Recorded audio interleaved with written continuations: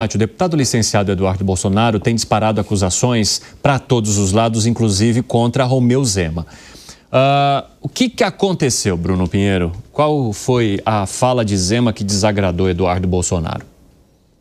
Olha, Evandro, é algo um pouco semelhante com o que também aconteceu aí em São Paulo, com o governador, mas agora Eduardo Bolsonaro reagiu a uma fala de Romeu Zema, governador do Novo de Minas Gerais, que disse que Eduardo Bolsonaro gerou um certo problema para a oposição. E aí, Eduardo Bolsonaro, que está nos Estados Unidos, disse que o governador está preocupado com a sua turminha da elite financeira. Foi o que disse Eduardo Bolsonaro e dizendo, ao que parece, estava tudo uma maravilha enquanto era senhora e mãe de família comum, sobre a tirania. E aí começou a falar sobre a situação que enfrenta o Supremo Tribunal Federal e em resposta direta ao governador Romeu Zema também nas redes sociais. Isso acabou reforçando que o governador então estava incomodado, que a turma, a uma elite financeira lá do seu estado, ligado ao governador, estaria então sendo atingida com esses 50% dos Estados Unidos, o que a gente reforça, inclusive, que nem mesmo nomes da oposição estão concordando com esse anúncio de 50% que deverá ser aplicado a partir do mês de agosto. Evandro. Bruno, eu quero que você conte para a gente também a questão interna. Como é que estão os bastidores no PL com as intenções e atuações de Eduardo Bolsonaro?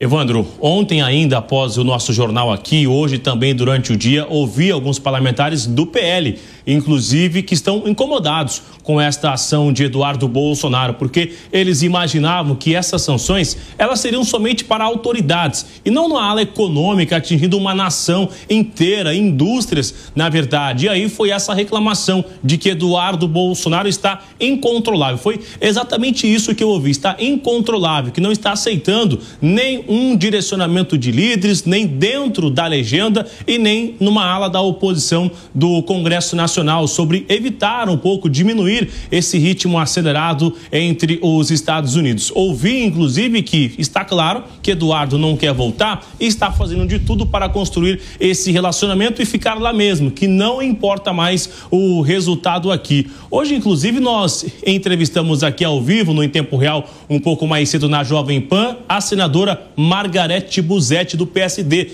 Ela reclamou sobre esse comportamento, inclusive, de Eduardo Bolsonaro, em uma outra entrevista ontem, que chamou de moleque. Vamos ver o que disse Margarete Busetti. O STF escalou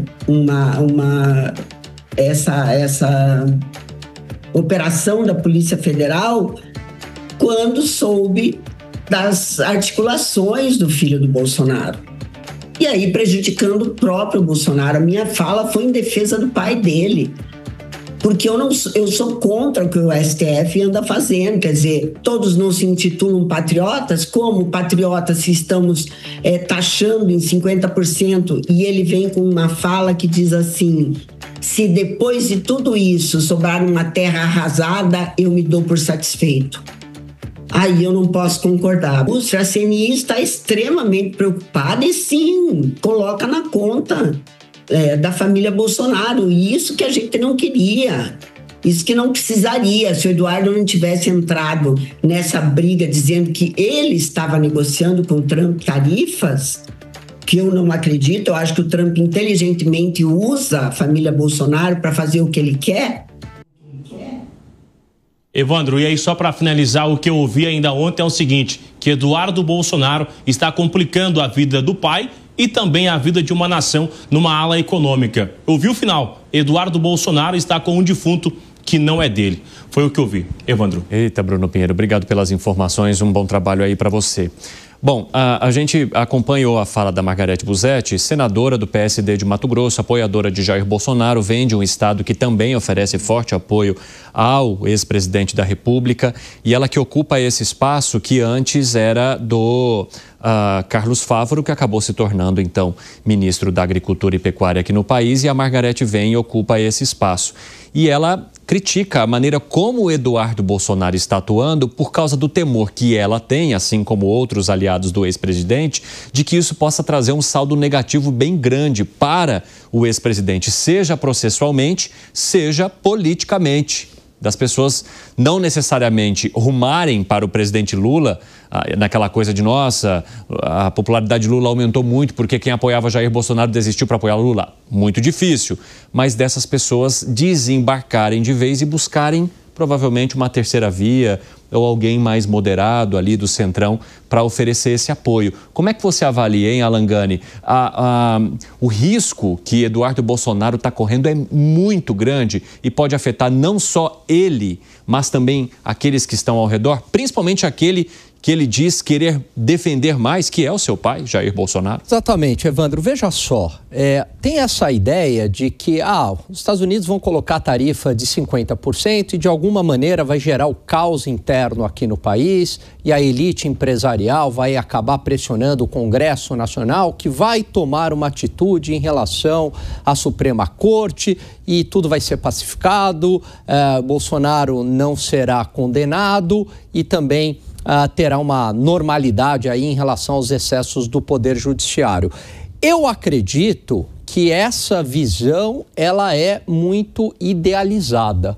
Eu não vejo que tarifa protecionista ou medidas econômicas resolveram problemas em outros países. Cito aqui alguns: Irã, Rússia, Venezuela, os primeiros que me vêm à mente aqui, que são países, Cuba.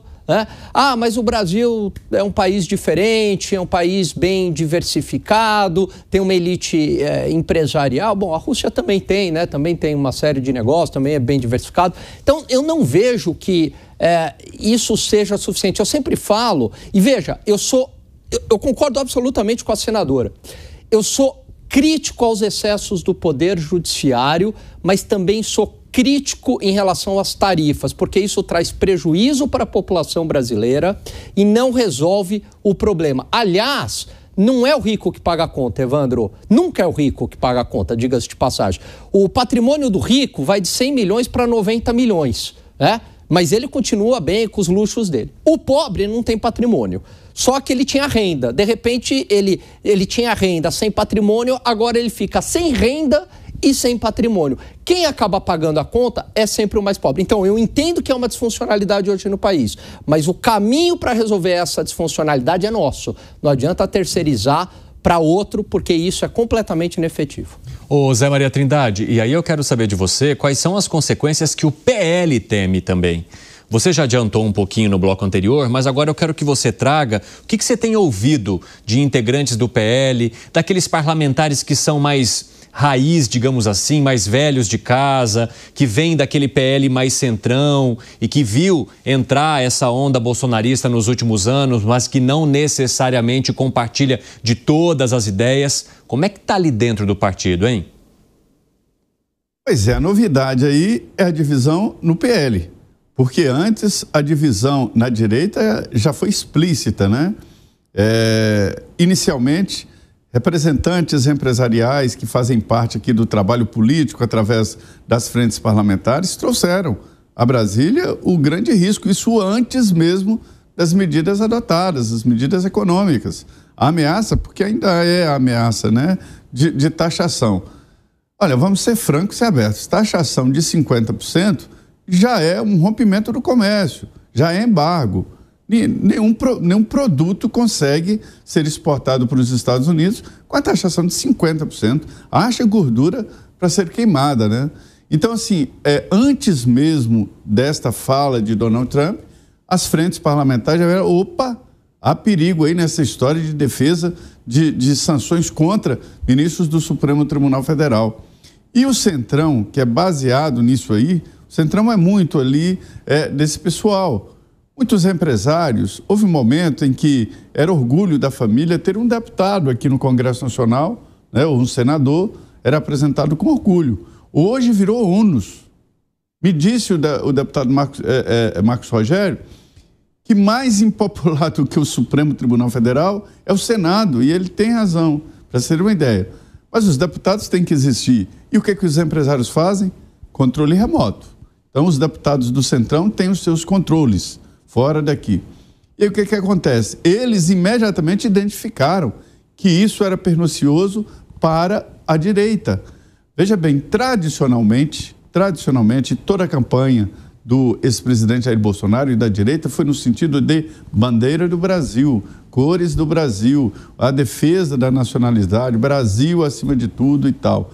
E, de repente, vem um movimento de dentro da direita dizendo o seguinte: espera aí, os Estados Unidos é que está bom e os Estados Unidos que vão comandar a economia do país. Aí houve uma separação. O PL só agora entendeu como isso é danoso, como é divisor de águas esse processo. Lula, nós transmitimos aqui fazendo um discurso dizendo, olha, a cor deles é a bandeira dos Estados Unidos. Mas eles não falavam, nossa bandeira jamais será vermelha e virou vermelha dos americanos? Quer dizer, essa é a linha de pensamento. Então, a ideia agora é exatamente essa. Isso que o Bruno trouxe um pensamento médio de vários deputados. Gente, eu ouvi deputados aliados ali de primeira hora do ex-presidente Jair Bolsonaro dizendo que isso não está certo e execrando aquela ideia ridícula daquela bandeira em apoio a Donald Trump numa comissão em que se pensava elogiar e fazer um tributo ao ex-presidente Jair Bolsonaro. Então, a novidade agora é a divisão no PL, porque a divisão na direita já estava explícita há muito tempo. Pois aí ela fica mais explícita com críticas que vêm para governadores que até então eram aliados. Isso começou a acontecer com Tarcísio de Freitas, aí houve uma movimentação no partido e até, segundo os bastidores do próprio ex-presidente Jair Bolsonaro, para Eduardo Bolsonaro baixar um pouco o tom em relação a Tarcísio de Freitas por ser um aliado histórico e que pode, inclusive, servir como figura principal em 2026, caso Bolsonaro de fato fique fora desse jogo. O que acontece por enquanto. Aí vem agora uma crítica a Romeu Zema, o Bruno Musa, e o deputado Eduardo Bolsonaro fala que Romeu Zema está interessado nas elites que ele representa. Mas, se a gente olhar para o estado de Minas Gerais, hoje ele é o terceiro maior exportador para os Estados Unidos. Ele pode ser extremamente impactado por essas taxas, porque a gente está falando de um estado que é rico em exportações de minérios de ferro, aço, café. Todas essas questões vão impactar o Estado. Eu acabei de receber um relatório aqui também da Confederação Nacional da Agricultura, com estimativas sobre os impactos a partir de 1º de agosto, se a gente comparar com 2024, e eles estimam aqui uma queda de 5,8 bilhões de dólares no valor arrecadado para os exportadores brasileiros com vendas de produtos do agronegócio para os Estados Unidos. Então, as cifras são muito altas. É somente preocupação com as elites ou tem mais por aí? Veja só, Evandro, eu sou altamente favorável a essas vozes dissidentes. Afinal de contas, a gente acha que é normal um partido formado por uma maioria de pessoas todos terem que pensar iguais. Isso não existe. Individualmente, cada um pode ter o seu próprio posicionamento. É extremamente normal. Então, eu acho super relevante o discurso da senadora e concordo também quando ela fala. Eu acho que não é produtiva a fala do Eduardo Bolsonaro ao trabalhar com esse discurso de divisão. Assim como eu critico a esquerda quando faz esse tipo de discurso. A culpa é da elite, etc. Quem é a elite? Muita gente faz parte da elite. Nós fazemos parte dela. E não significa que todos apoiamos as mesmas ideias. Isso simplesmente não existe. Então, eu acho extremamente interessante e importante para o crescimento do debate público. É claro que as tarifas trarão prejuízos para o país, mas também é claro que a gente precisa aprofundar e entender as raízes do problema. Volto no que eu comentei ontem. Nós precisamos começar a ter um projeto mais longo e não achar que as soluções são de curtíssimo prazo. Solução de curtíssimo prazo na economia é colcha de retalhos. Viveremos de crescimentos anabolizados. O ciclo passa, vem uma crise, anabolizamos novamente. Isso não é saudável. Isso não incrementa a produtividade. E repito, faz 20 anos que a nossa produtividade está realmente estagnada. Então, acho que nós temos um problema aos excessos do judiciário claríssimos e inegáveis, como muito bem já foi colocado aqui. Eles precisam ser endereçados, falados, não é para esconder, mas a gente precisa entender que hoje há esse problema. Como a gente consegue mudar? Não é o Eduardo batendo em alguém da própria direita que trará essa solução. A gente tem que ser prático. E só para finalizar, o Alan comentou aqui que, o rico tem 100 milhões, cai para 90 milhões. Só esse ponto que eu vou discordar de você, porque é o meu dia a dia de trabalho. Quem tem possibilidades, a gente vem fazendo isso, é o meu dia a dia, mandando dinheiro para fora. Então você, inclusive, fica de 100 vai para 110, não é que cai para 90. E a culpa não é do rico, a culpa é desse sistema que propicia esse tipo de coisa. E essas brigas internas favorecem ainda mais isso. Quem paga a conta é sempre o pobre. Fala, Piperno. Olha, Eduardo Bolsonaro é um personagem muito tóxico da política brasileira. E eu disse a semana passada que ele se torna verbete quando a gente pensa em escala de burrice política, né? Então ele é o sinônimo dessa escala, porque é evidente que ele está dando, por outro lado, um discurso pronto. A senadora Margareth Busetti, agora, né, nessa entrevista, estava até bem mais calma, porque ontem ela se mostrou bastante exaltada, chamando Eduardo Bolsonaro de moleque, e daí para cima. E por que isso? E ela tem razão, porque eu nunca vi um patriota, alguém que realmente gosta do Brasil, principalmente alguém que tenha respeito pela economia do Brasil e por seus trabalhadores, vibrar, como foi o caso dele, como tem sido nesses últimos dias, e hoje a gente viu mais manifestações a respeito disso, quando um outro país acaba impondo sanções à economia brasileira. Então ele fez isso, ele está achando que vem mais, que o Brasil merece mais. Então ele fez isso, o seu outro sócio, porta-voz, amigo, influenciador, sei lá o quê, como a gente pode, enfim, classificar o outro personagem que está sempre com ele, também vai dessa mesma linha. Então, veja, essa é uma oportunidade. E agora essa briga com o governador Zema, depois de já ter criticado o Tarcísio. Ora, o governador Zema, ele, em momento algum, lá atrás, fez qualquer crítica ao presidente Trump, mas agora ele está percebendo o ônus político disso e, principalmente, o impacto que essas medidas podem gerar no estado que ele governa. Então, é óbvio que ele está agindo com responsabilidade. É claro que ele não quer nenhum impacto econômico para a economia de Minas. O mesmo acontece aqui em São Paulo com o governador Tarcísio. E o Eduardo Bolsonaro vai com um discurso na contramão deles. Por isso que eu acho que essa também é uma janela de oportunidades para a direita brasileira se libertar dessa espécie de síndrome de Estocolmo que ela vive em relação à família Bolsonaro, que parece que a sequestrou. Mas eu acho que agora tem uma parte desse público que está acordando e talvez esse, lá na frente, seja um grande risco para o presidente Lula. Porque eu acho que a tendência é exatamente o núcleo duro do Bolsonaro ficar cada vez mais confinado e um outro grupo da direita crescer. E para o presidente Lula vai ser muito mais difícil confrontar esse outro grupo do que a família Bolsonaro.